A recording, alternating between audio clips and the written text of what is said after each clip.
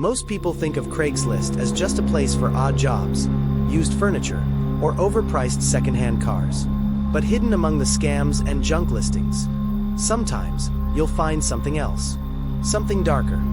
This is the story of a young man who learned that the hard way, was pale, with messy brown hair, wide terrified eyes, and a faded gray hoodie, carrying a worn-out black backpack. He was desperate for a place to live.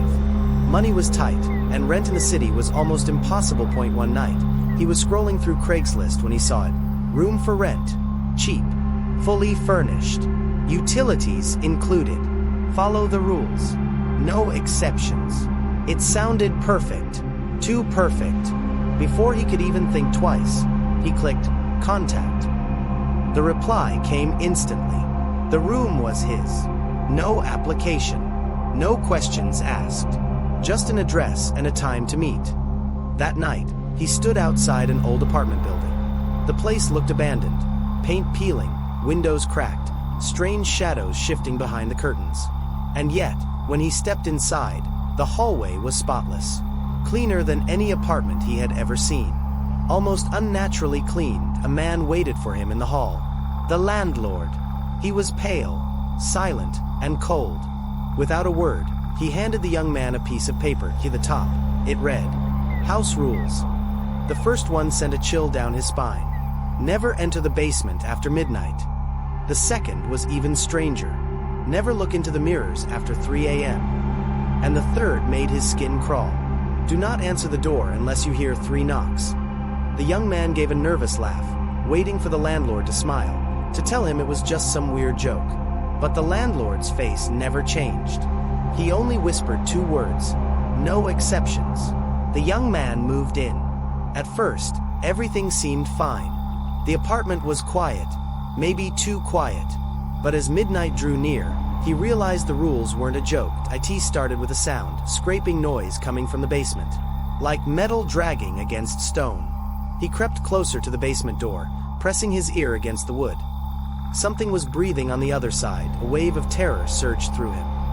He stumbled back, heart pounding, and locked himself in his room. He tried to sleep, but the sound kept echoing in his head. And then the clock struck 3 a.m. As he crossed the hallway to get water, he passed the mirror. His reflection should have looked tired, maybe afraid. But instead, it was smiling. Its eyes were black voids. Its mouth stretched wide, far wider than a human mouth should go. And then the reflection whispered his name, staggered back in horror, clutching the wrinkled sheet of rules in his trembling hands. His reflection cracked across the glass, splintering outward like a spider web. And that's when the knocking started. Knock. Knock. He froze. The rules had been clear. Never answer the door unless there were 3 knocks. But panic took over. His mind screamed at him to run, to hide. But instead, his shaking hand reached for the knob. The door creaked open. The hallway stretched out, impossibly long. Shadows writhed against the walls. He tried to laugh it off, to convince himself it was just his imagination.